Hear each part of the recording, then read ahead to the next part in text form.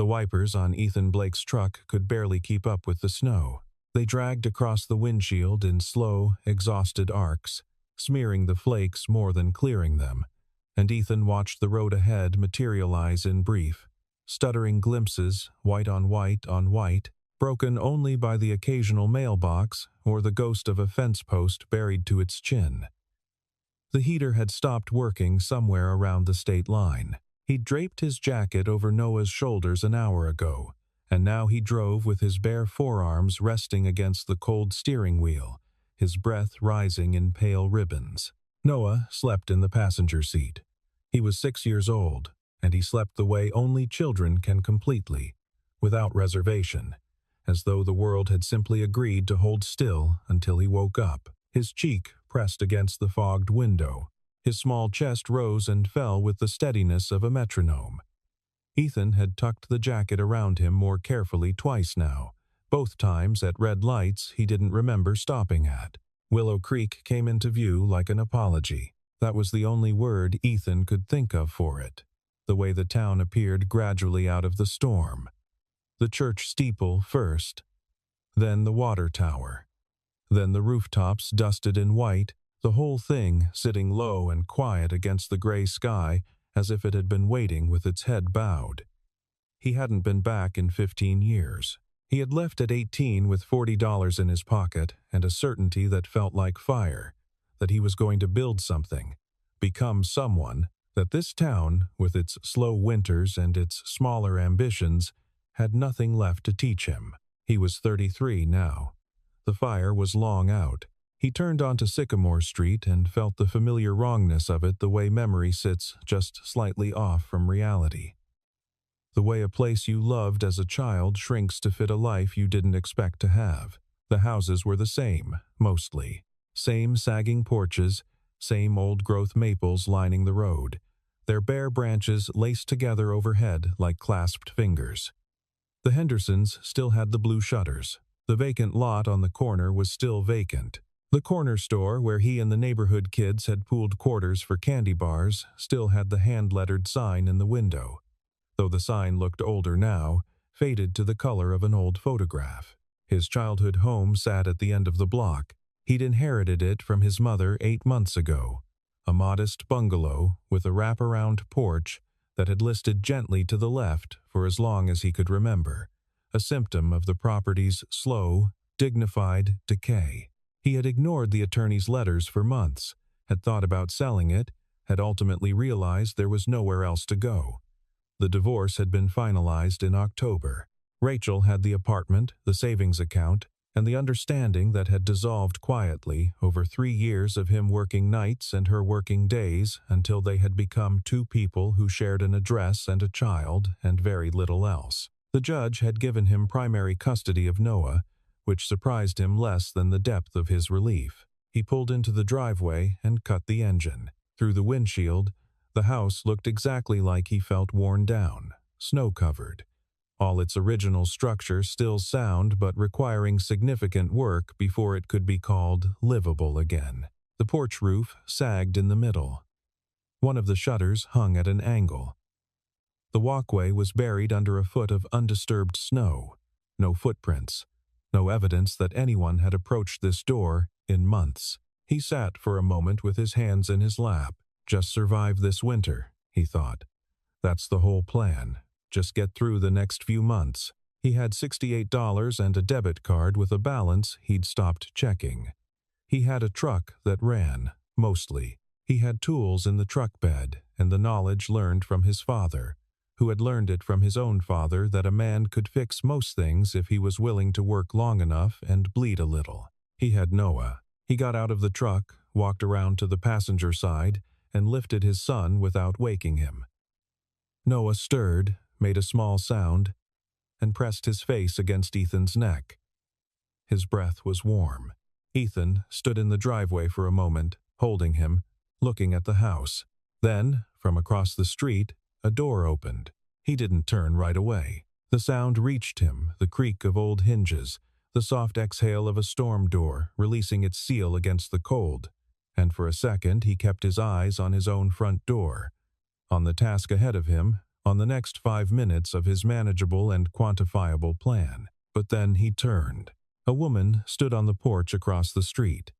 She wore an oversized canvas coat, the kind with the Sherpa collar, and her dark hair caught the snowlight. She was looking at him with an expression he couldn't read from this distance, recognition mixed with something slower and older, something that took longer to name. She took one step down off the porch. Her voice carried clearly through the falling snow, quiet but precise. The way sounds travel differently in cold air. "You promised you'd come back." Ethan felt something move in his chest, not a sharp thing, more like the shift of something heavy that had been resting in one position too long. She took another step. "And you said—" A pause. A breath. "You said you'd marry me someday. So I wouldn't be sad anymore." 15 years collapsed. He was 8 years old and she was 7, and they were sitting on the back fence in September, and she was crying because her cat had died. And he had definitely said something, with the absolute confidence that only childhood promises carry, the kind made without any understanding of the weight behind them. "I'll come back, I promise. And when I'm older, I'll marry you, so you'll never be sad again." He hadn't thought about it once in 15 years. Standing in the snow with his son asleep against his shoulder, Ethan Blake thought about it now. Her name was Lily Carter. He had known her since he was 5 years old. She had moved in across the street the summer before kindergarten. A small, serious girl with scraped knees and an old tabby cat named Chester, and she had been his neighbor and his shadow and his particular kind of friend for the 13 years he'd lived on this street before leaving. Not romantic, not exactly, not in the way teenagers understood romantic, but something more durable and less nameable. The kind of friendship that forms in childhood and cements itself into the architecture of a person without them noticing. He had not written. He had not called. He had told himself she would be fine, that everyone moved on, that the past stayed where you left it. She looked at him now from the bottom porch step, her hands tucked into her coat pockets, snow collecting on her shoulders without seeming to bother her. She had grown up in the way that people from small towns grow up steadily, practically, without any of the drama or excess that sometimes comes with the transition. She was still the same person he remembered, only compressed by years of things he didn't yet know about. "I wasn't sure it was you," she said. "It's me." He adjusted Noah against his shoulder. "This is my son, Noah." She looked at the sleeping boy with an expression that softened in a way she didn't seem to intend. "How old?" She nodded. A beat of silence settled between them, comfortable and uncomfortable in equal measure. "I heard about your mother," she said. "I'm sorry I didn't. I should have written." "You didn't know where to write?" "No." She looked at the house behind him. "It's been sitting empty. I've been keeping an eye on it, shoveling the walk sometimes." He hadn't known that. "Thank you." She glanced down at her boots. "I should let you get inside." "You must be." She stopped, looked at him more directly, seemed to decide something. "Have you eaten?" "I have soup. It's just vegetable. But it's hot." He had not eaten since a gas station sandwich at noon. "I don't want to impose," he said, because that was the right thing to say. "It's soup, Ethan." The corner of her mouth moved slightly. "I made too much. It happens." He carried Noah across the street and through her front door. He had been inside this house hundreds of times. As a child, he could have walked its floor plan blindfolded, knew which step on the stairs creaked, knew the way the kitchen light buzzed faintly for the first few minutes after you turned it on. It looked different now. Not renovated differently, but inhabited differently. The way a house takes on the specific texture of the life lived inside it. The furniture was older. The entryway was narrower than he remembered. Or maybe he was larger. There was a faint antiseptic smell underneath the wood smoke, clean and clinical, that he registered but didn't comment on. She led him to the kitchen, gestured toward a chair, and went to the stove without ceremony. He settled Noah across 2 chairs pushed together, covered him with his own jacket again, and sat down across from the sleeping boy. Watched him breathe. The soup pot made a small sound as Lily turned up the burner. "He looks like you," she said. "He has his mother's eyes." She didn't ask about the mother. He appreciated that. The soup was genuinely good, warm and dense, with the earthy taste of things simmered for a long time. The kind of cooking that happens when someone has learned to be careful with what they have. He ate slowly, and she sat across from him with her hands wrapped around a mug of tea, and the kitchen light buzzed for a minute and then settled, just as it always had. "You stayed," he said eventually. She looked at her mug. "Dad got sick." He waited. "About 10 years ago. It started slow, and then it didn't." She turned the mug a quarter turn on the table. "It's fine. I didn't mind staying. I would have stayed anyway, probably." That last part didn't ring entirely true, but he didn't push it.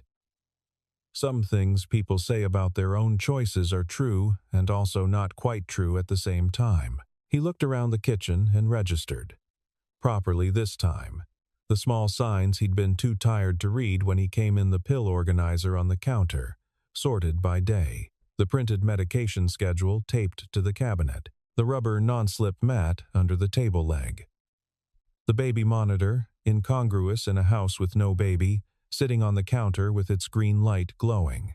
Not incongruous. Necessary. He understood, then, what kind of life was happening in this house. He started carefully. "How is your father doing?" She met his eyes over her mug. "He has good days," she said, which was the specific answer of someone who no longer counted bad days because there were too many of them. The first week, she brought soup. Every morning around 7:30, before Ethan had gotten Noah dressed and fed, before he'd worked through his daily calculations of what needed fixing and in what order, he would hear the soft knock at the back door and open it to find Lily standing on the step with a container in her hands. Sometimes it was actual soup. Sometimes it was oatmeal with a lid, or a thermos of coffee, or a plate of toast wrapped in foil to stay warm during the short walk across the street. She never made a production of it.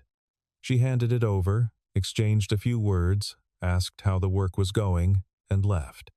It was the most practical form of generosity he had ever encountered. Noah attached to her the way small children attach to people who smell like warmth and move without urgency completely, immediately, without negotiation. By the third day, he was crossing the street on his own to knock on her door, a fact that would have alarmed Ethan on any other street in any other town, but on Sycamore Street, in February, with visibility this limited and traffic this non-existent, he let it happen and watched from the porch while Noah disappeared inside. "He's fine," Lily said. The second time she returned Noah with snow on his boots and a cookie in his hand. "He helped me fold laundry. He's an excellent folder. He stacks things in very precise piles," Ethan said.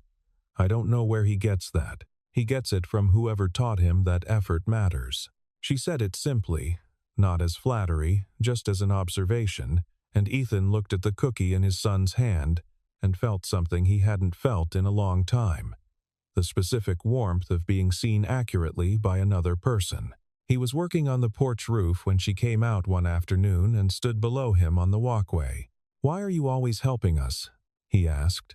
Not accusatorially, he was genuinely trying to understand the math of it. "You've got your own things to deal with." She looked up at him. The sun was behind her and her breath made a small cloud in the air. "You were my neighbor for 13 years, she said. "You're my neighbor again." That's not actually an answer. She thought about it. "I've been in that house alone for a long time," she said. "Having someone across the street who leaves the lights on is she." Paused. "It's not nothing." He climbed down off the ladder and stood level with her. She was still looking at him with that steady, direct quality she'd always had as a child. She had been the one who looked adults in the eye when other kids looked at the floor, and some things don't change. "The porch is going to take another 2 days, he said. "After that, I need to look at the boiler. I know someone who can help with the boiler. Tom Aldridge. He charges fare. I was going to try it myself first. Tom charges fare, she repeated, which was advice and also commentary. And he had the distinct impression that she knew exactly how much money he was working with, not from any intrusion but from a kind of practical intuition about the specific shape of certain situations. He went back up the ladder. She went back inside. Below him in the snow, Noah was building something that might have been a fort, or might have been a wall, or might have been simply a pile. The architectural ambitions of 6-year-olds being more impressionistic than structural. Ethan worked until his hands were numb. He thought about what she'd said. Having someone across the street who leaves the lights on. He'd been thinking of himself as the one receiving charity. It hadn't occurred to him that presence could be its own form of giving. He went over to return a casserole dish on a Tuesday evening. He had knocked twice before, and she'd answered immediately. But this time there was a delay long enough that he'd started to wonder if she was out, which he then realized made no sense because her car was in the driveway and she never went out after dark, a pattern he'd noticed without consciously cataloging it until now. When the door opened, she looked tired in a way that went deeper than one bad night. There was a faint chemical smell, antiseptic and something else, medicinal, and behind her in the hallway, he could hear the rhythmic sound of a machine working steadily in the dark. "Sorry," she said. "He had a difficult afternoon. I can come back." "No, it's come in." She stepped back. "Just keep your voice down." He followed her through the hallway he'd known as a child, past the spot where the family photographs still hung. Mr. Carter in his hardware store apron, Lily at various ages, a few shots from county fairs and Christmases, and into the back bedroom. He'd been prepared for something. He had not been prepared for this. The room had been converted with a quiet thoroughness that spoke of years of small adaptations. The bed had rails. There was a tray table on wheels, a portable suction device on the nightstand, tubes of medication sorted in a plastic caddy, a blood pressure monitor, a pulse oximeter, a rolled-up chart on the dresser that he recognized as a care log. The oxygen concentrator sat beside the bed, larger than he expected, its green indicator light casting a faint glow. It made that sound low and cyclic, like a slow mechanical breath that filled the room and set the rhythm of everything in it. Robert Carter lay in the bed. He had been a large man, Ethan remembered him that way, broad-shouldered and deliberate in his movements, the kind of man who took up space confidently and filled it well. He had coached the youth baseball league for 12 years. He had known every family on the block by name and by their particular kind of trouble and had always found a reason to check in. The man in the bed still had that face, the strong jaw and the gray-streaked hair, but everything else had receded into the illness, leaving him diminished and still in a way that Ethan found difficult to absorb. Mr. Carter's eyes opened slowly. They were still clear. That was the thing that got him. The eyes were still fully present, still intelligent, still carrying that particular quiet attention that Ethan remembered. He looked at Ethan for a moment without expression, and then something crossed his face that might have been recognition. "Blake's boy," he said. His voice was barely above a whisper. "Yes, sir." Ethan crossed to the bedside. "It's good to see you, Mr. Carter." The old man's hand moved slightly on the blanket. Ethan took it carefully. They stayed like that for a moment. Then Mr. Carter's eyes moved to his daughter, and something passed between them, something compressed and wordless. The language of two people who have been each other's primary company for a long time. "He needs his medication at 8, Lily said quietly from behind Ethan. "And the concentrator filter needs checking every 3 days. I've been doing it every 2. He turned around. She was leaning against the doorframe with her arms folded, not protectively, tiredly, as if the doorframe was the thing holding her up rather than the other way around. He looked at the room. He looked at her. He thought about the pill organizer on the kitchen counter, the care log on the dresser, the baby monitor, the antiseptic smell that had become her constant atmosphere. He thought about 10 years of this. 10 years of this room and this machine and this specific, relentless attention that had no off days and no substitutes. He thought about a girl who had made a cat and two parents the center of her world, and what that kind of love cost when the world kept asking it to keep paying. "You've been doing this alone," he said. She looked at him directly. There wasn't anyone else. It was not said with bitterness. It was said as a plain fact, a description of conditions, the way you'd tell someone the temperature or the mileage. That was somehow worse than bitterness would have been. Outside, in the hallway, the oxygen concentrator breathed its slow, mechanical rhythm. Ethan stood in the doorway of that room and understood, for the first time clearly, what it cost to stay. He heard part of it by accident. He was on the porch the following Saturday morning, replacing a section of railing, when Lily's voice came through her open kitchen window, not loud enough to hear words at first. Only tone, and the tone was wrong. Controlled but strained. The voice of someone trying to stay reasonable while the ground shifted under them. He kept working. It wasn't his business. Then, "I understand that. But if you could just, no, I know. I understand the policy." A pause. "The end of the month. That's 6 days. Is there any way to—" Another pause. Longer. "Yes, thank you." Said in the way people say thank you when they mean the exact opposite. The window closed. He set down his hammer. He stayed where he was for another minute, turning the information over. Then he walked across the street and knocked. She answered the door, looking the same as always, which was to say she had already reassembled her composure completely, efficiently, in the time it took him to cross the road. "The medical equipment company," he said. She looked at him. "How much did you hear?" "Enough." She leaned against the door jamb. For a moment, she seemed to be calculating whether to be irritated by this, and then she let it go. "It's a billing problem. The insurance company changed something in October, and there's been a dispute about what's covered. They want $1,200 to continue the equipment rental, or they'll collect it at the end of the month. What happens if they collect it?" She was quiet for a beat. "He needs the concentrator." She said it plainly, and the plainness of it was devastating, not a dramatic statement, not a plea, just a simple cause and effect delivered in the voice of someone who had spent 10 years learning to say true things plainly because there was no longer any energy for anything else. "I have some money put aside," she said. "I can cover about half. I've been trying to sort out the insurance thing, but it could take weeks, and I need a resolution by the 28th. I'll help."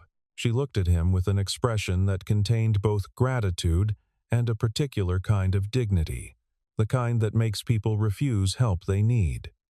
"Ethan, not charity. Work." He held up a hand. "I've got my tools. I've been doing odd jobs since I got here. There's a lot of work in a town that's been sitting still for a while. Give me 6 days." She studied him for a long moment. "Tom Aldridge," she said, "needs his drive regraded before spring. He mentioned it to me 2 weeks ago. I'll call him this afternoon. Mrs. Perkins on Elm Street has a garage roof that's been leaking since October. Her son keeps saying he'll fix it. Does her son live here?" "Phoenix. I'll stop by tomorrow morning." She was quiet again, looking at him in that careful way. "You don't have to do this," she said. "I know." She nodded once. Something shifted in her expression, not relaxing exactly, but acknowledging, allowing. "Thank you," she said, and this time she meant it. He worked. He worked the way he had worked at 18 when the fire was still going. The way he hadn't worked in years because there had always been another option or another delay or another reasonable excuse to slow down. He was up before Noah, had coffee started by 5:30, was in the truck with his tools by 6:15 before the sun had fully committed to rising. Tom Aldridge's driveway took 2 days. It was longer and more rutted than advertised, and the frozen ground made the grading slow and physical, but Tom came out twice with thermoses of coffee and watched him work with the approving silence of a man who respects effort when he sees it. He paid in cash, which Ethan folded into the front pocket of his jacket without counting it in front of him. Mrs. Perkins's garage roof took a day and a half. She was 81 and made him lunch both days, thick sandwiches on white bread, the edges cut off, served with chips on the side in a bowl, and told him about her son in Phoenix with an affection that contained no resentment, which Ethan found both admirable and very slightly sad. The Garrett brothers on the north end of town needed help clearing a section of fence line. A family he didn't know called the Hendersons, not the same Hendersons with the blue shutters, but a different family needed their furnace looked at. A retired teacher named Patrick Weston had a water heater that had been temperamental since November. Willow Creek had been waiting, it turned out. Not for him specifically, but for someone with tools and willingness and no prior obligation. He moved through the town's accumulated need like a person paying off a debt he'd been carrying without knowing it, and by the 5th day, his hands were cracked along the knuckles from the cold, and his back ached across the top of the shoulder blades.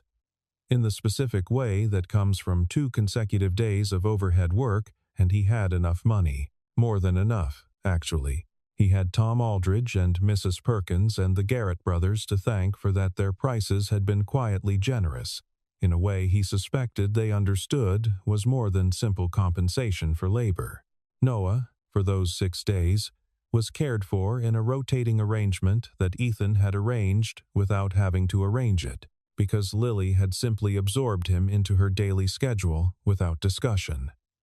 Noah was there in the mornings when Ethan left and there in the afternoons when Ethan got back, fed and warmed and occupied, having apparently helped with everything from sorting laundry to reading aloud to Mr. Carter from a picture book about trains that Lily had found in a closet. "He's very earnest about the trains," Lily said on the 5th evening when Ethan came to collect him. "He's earnest about everything." Ethan looked at his son asleep again, this time on the couch with a blanket over him. "He gets that from his mother." Lily looked at him.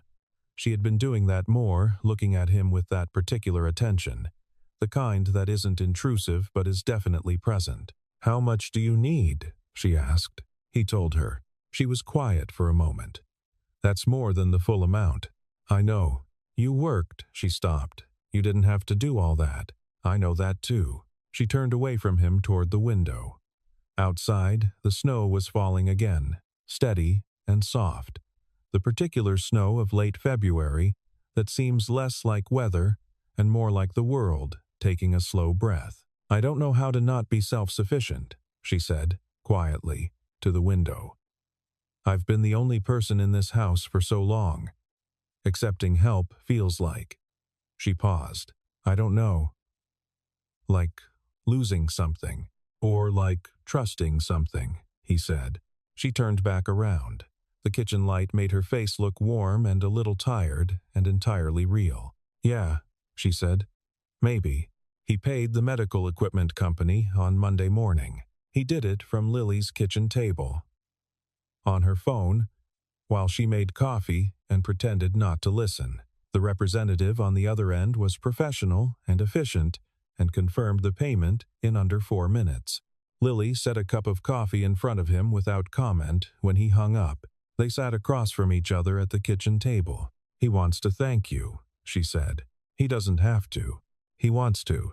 He went in and sat with Mr. Carter for 20 minutes that afternoon. The old man was having a good day, his eyes were clearer than usual, and he managed several sentences without effort, which Lily had warned him was not always the case. They talked about baseball, and about the hardware store Mr. Carter had run for 30 years, and about the winter.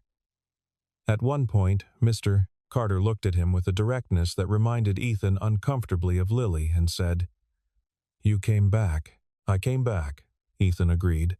The old man seemed to find that satisfactory. That evening, Lily suggested dinner. Not a production, just the 3 of them, and Mr. Carter listening through the baby monitor, his dinner already delivered and his medication already given. She made pasta, which Noah approved of and ate 2 helpings of, and they sat at the kitchen table with the overhead light on and the snow coming down outside the window, and talked about nothing particularly important. Noah's preference in animals, large dogs, Lily's failed attempt to grow tomatoes the previous summer, Ethan's memories of the town before he left, which Lily corrected at several points with the authority of someone who had been paying attention the whole time. Noah fell asleep at the table, face down in the crook of his elbow, which made Lily smile in a way that rearranged her whole face. Ethan looked at her across the table, past the sleeping boy, and felt something so clean and simple and long overdue that it almost frightened him. Not a dramatic thing, not a sudden revelation, just the sensation of being exactly where he was supposed to be, in a place he should never have left, with a person who had gone on becoming herself without him and had become someone worth returning to. He didn't say any of this. It was too large for the moment, and the moment didn't need it. "He likes this table," Noah murmured without lifting his head. And both of them laughed quietly so as not to wake him. Which didn't matter because he was already asleep again. Ethan gathered Noah and carried him to the couch. Outside, the wind picked up. He noticed it the way you notice a change in a room's temperature, not dramatically. Just the presence of something new entering. "Storm coming?" he said. Lily looked at the window. Weather said so. Tonight, they stayed a little longer. Then the lights flickered once. The power went out at 11:47 p.m. Ethan was back across the street, in bed but not asleep, listening to the storm deepen outside his window, the wind taking on that particular howling frequency that meant visibility was gone and temperature was dropping, and the town was doing what small towns do in serious weather, which is close inward and wait. He had been lying in the dark for an hour, thinking about the dinner and the table and the quiet ease of it, and then the bedroom went from dark to darker, and the furnace clicked off in the basement. He was on his feet before the second click. He crossed the street at a jog, not running because the ice under the snow made running a bad idea, but moving with the specific urgency of a man who has thought through the implications of a power outage in a house that contains medical equipment. The lights were on in Lily's front window candles, 3 or 4 of them. Their light, warm and wavering. He knocked once and went in. She was already in the back room when he pushed through the hallway, kneeling beside the concentrator with a flashlight. The machine had its own battery backup, but it was older, and she had told him once, in passing, that the backup ran about 40 minutes. "I've called the power company," she said without looking up. They said at least 2 hours. He assessed the room quickly. The concentrator's backup indicator was already showing partial charge. It had been running on battery for the 6 minutes since the outage. He knelt beside her. "What's his oxygen level?" She held up the pulse oximeter. 92. He needs to stay above 90. "Does the hospital have a generator?" "Yes." "But the roads?" She looked at the window. Outside, the storm was absolute. They said they couldn't send anyone out in this. He stood up and thought for exactly 3 seconds.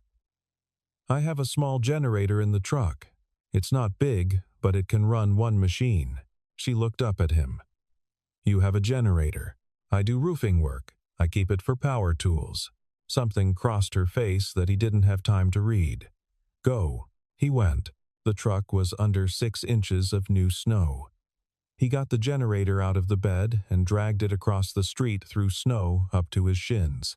Got it running in the driveway, 2 pulls, the engine catching and settling into its clattering rhythm, and ran the extension cord through the front door and down the hall to the back bedroom, where Lily plugged in the concentrator and watched the main power indicator come on. She let out a breath.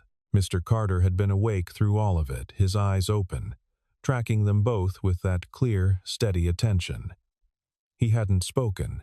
He hadn't panicked. He had simply watched his daughter and this man move around the room with coordinated purpose. And something in his expression suggested that he found this acceptable. Ethan sat in the chair beside the bed.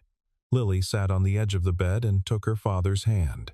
The generator hummed outside, barely audible through the walls. They stayed that way for a long time. Around 2 in the morning, Robert Carter's breathing changed. It was subtle. At first, a lengthening of the spaces between inhales, a slight irregularity in the rhythm, something that Lily heard before Ethan did, and that made her hand tighten around her father's without her seeming to be aware of it. She leaned forward. She said his name, softly, once. His eyes were still open. They moved to her face. He said something barely above the threshold of sound, a few words that Ethan couldn't make out from across the bed. Lily's head bent toward him. She was very still. Then she nodded, a small and private movement, the kind that answers something larger than the question visible from the outside. His eyes closed. The concentrator kept breathing its slow rhythm. Lily sat perfectly still on the edge of the bed with her father's hand in both of hers. The candles Ethan had set up in the room made their light move gently across the ceiling. Outside, the storm went on. After a while, she made a sound, not a sob, something smaller and more fundamental. A single, broken exhale, the sound of something that had been held a very long time finally releasing. Ethan came around the bed and sat beside her on the edge. He didn't say anything. He didn't have words for this moment, and he was wise enough to know it. He simply put his arm around her shoulders, and she leaned into him, and they sat together in the candlelight while the storm moved through Willow Creek and her father lay still. Some things don't need narration. Some grief is too real for language, and the kindest thing another person can do is simply be present in it, not to fix it, not to reframe it, not to offer the future as consolation for the present, but to stay, with their whole weight, in the room where the loss happened. That was what he did. He stayed. The funeral was on a Thursday. The town came. Ethan had not anticipated this, had thought perhaps a small gathering. The few people who still remembered Robert Carter from the hardware store years. Some neighbors, maybe a distant cousin or two. What arrived was something closer to the whole breathing community of Willow Creek in their good coats and their careful faces, filing through the doors of the church on Maple Avenue, in a line that extended out onto the steps and down the walk. Tom Aldridge, who shook Ethan's hand without saying anything. Mrs. Perkins, who brought a covered dish with her to the reception and set it on the table with the silent competence of a woman who has attended many of these. Patrick Weston, the retired teacher, who had apparently known Robert Carter from the school board. The Garrett brothers in matching dark jackets, their large hands folded in front of them. People came to him, to Ethan, as well as to Lily, stopped to say they were glad he was back. Mentioned work they'd heard he'd done, said they remembered his mother. He stood beside Lily at the reception and watched the town reconstitute itself around her in the way communities do when one of their own is in need. Imperfectly and without coordination and with some redundancy in the casserole department, but with a genuine and durable warmth. Lily received it all with a grace that was clearly costing her something. She thanked people. She said the right things. She kept her composure. She smiled at the appropriate moments with an accuracy that spoke of long practice. But her hands, Ethan noticed, were cold. She was holding them clasped in front of her, and they were the white-knuckled cold of someone gripping themselves together from the inside. He stood close enough that their shoulders were almost touching. Not conspicuously, but simply as a fact. After the church, at the reception in the Carter house, the crowd thinned over the course of 2 hours until it was just the immediate neighbors, Tom Aldridge, staying late to stack chairs. Mrs. Perkins, quietly washing dishes in the kitchen, Noah asleep upstairs in the room that had been Lily's as a child, which she had suggested herself when he got too tired to pretend otherwise. When the last person left, Lily stood in the middle of the living room with a half-empty glass of water and looked at the space where her furniture had been pushed back to make room for people. Everything in the house was different now, and the same. He was about to say something he wasn't sure what. The sentence hadn't formed yet when she said, very quietly, "I don't know what I do now." He waited. "I've been doing this for 10 years. She turned the glass in her hands. I didn't have anything else. That was it, was enough. He needed me, and that was enough. And now, she stopped. He crossed the room. He stood across from her, not reaching for her, just there. "You don't have to know yet," he said. You don't have to figure that out tonight. I know. She looked at the glass. I know. It's just she shook her head. It's very quiet. Yeah, I've been scared of the quiet for a long time. He understood this in the particular way that people who have lived through their own specific kind of grief understand things. He had a different quiet, the quiet of an apartment after his wife moved out, the quiet of his son's bedroom at 3 in the morning, but the shape was recognizable. I'm not leaving, he said. This time, she looked at him. Her eyes were dry but very direct, the way they always were, the way they had always been looking at him with that particular quality that made it impossible to be anything other than exactly who he was. You don't have to say that. I know, he held her gaze. I'm saying it anyway. They stood in the quiet living room of the house she had kept for a decade, and outside the window, the snow was falling again gently this time. The aftermath of the big storm, the lighter snow that comes after, almost decorative in its softness, and neither of them moved, and neither of them spoke, and the quiet around them was not empty, but full. Noah's voice floated down from upstairs, the half-formed sound of a child shifting in sleep. Both of them looked toward the ceiling. Then Lily smiled, not the careful, practiced smile of the reception, but a real one, surprised and genuine, the kind that starts in the eyes before the mouth knows about it. He's fine, Ethan said. I know, she said. I know he is. March came slowly, the way it always does in Colorado in starts and retreats. A warm day followed by another foot of snow, followed by 2 warm days, followed by frost. The winter releasing its hold with the specific reluctance of something that has held on for a long time and doesn't quite know how to let go. Ethan finished the house in 3 weeks. He replaced the porch railing and the section of porch roof that had been soft. He had the boiler looked at. Tom Aldridge had been right about the fair pricing, and the boiler turned out to need only a new igniter and a cleaned heat exchanger, work Ethan could have done himself if he'd had the part. He replaced 2 windows that had lost their seal. He painted the front door. It was a good house, under everything that had happened to it.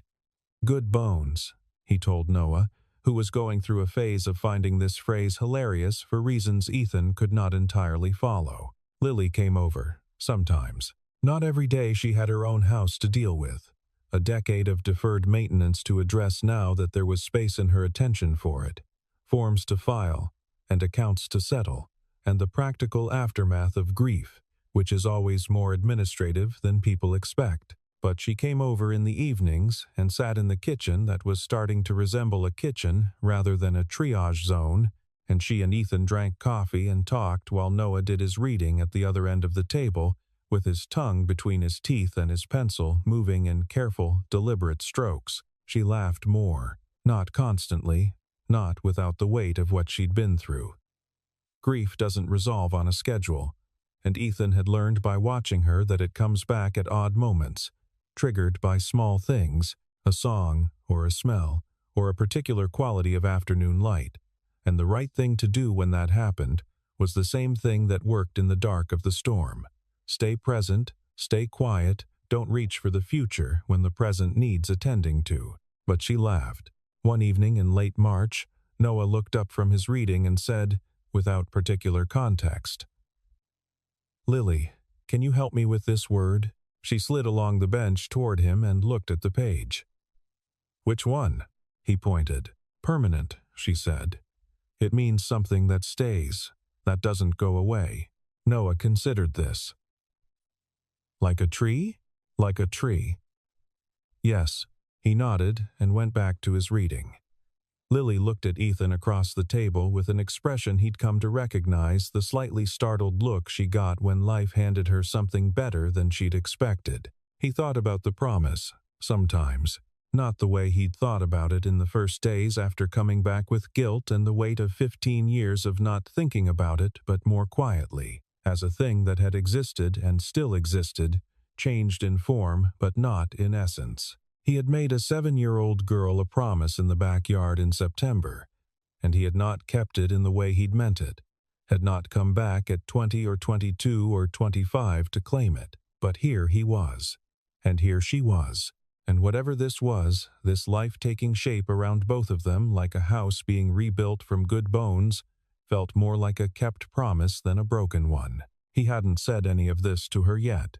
On an evening in the last week of March, they were sitting on his porch. After Noah had gone to bed, she had brought tea in a thermos, which had become a habit, and they sat in the chairs he'd set up, facing the street. The temperature was above freezing for the first time, and the snow was pulling back from the edges of things, revealing the brown grass and the stone walkway and the mailbox he needed to repaint. "I've been thinking about what I want to do," she said. Going forward, he waited. "I looked into nursing certification.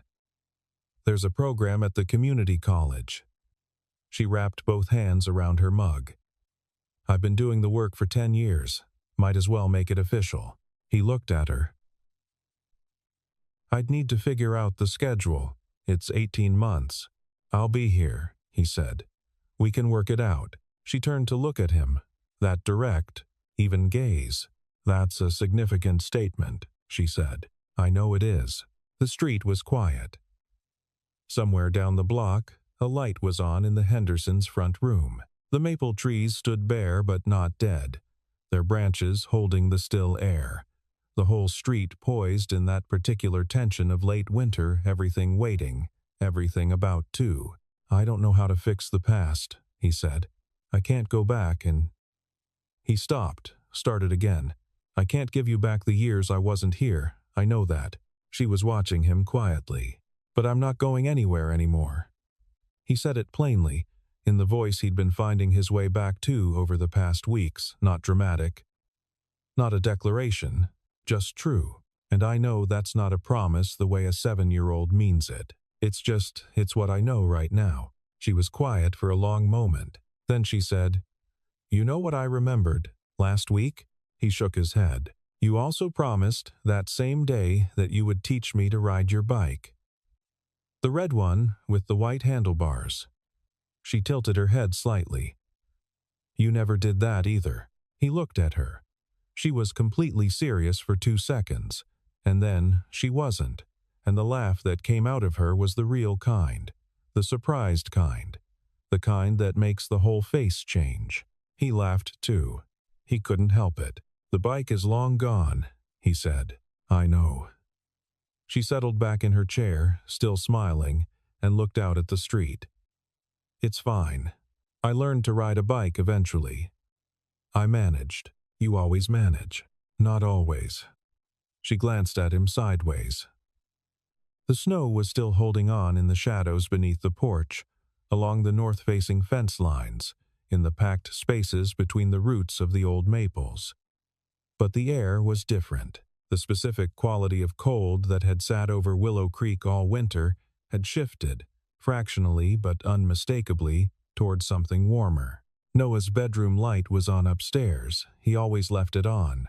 He claimed he wasn't afraid of the dark, but he left the light on, and it made a warm square on the snow-patched lawn below the window. Lily turned her mug in her hands. "Thank you," she said, "for coming back. I didn't do it on purpose," he said. "I just had nowhere else to go." "I know." She looked at him again. He looked at her, and she looked at him. And outside on Sycamore Street, the last of the winter snow sat in the shadows and waited for the warmth to reach it. Which it would. Eventually, it always does. Noah's light stayed on. Lily stayed. Ethan stayed. The street was quiet. The air was almost warm.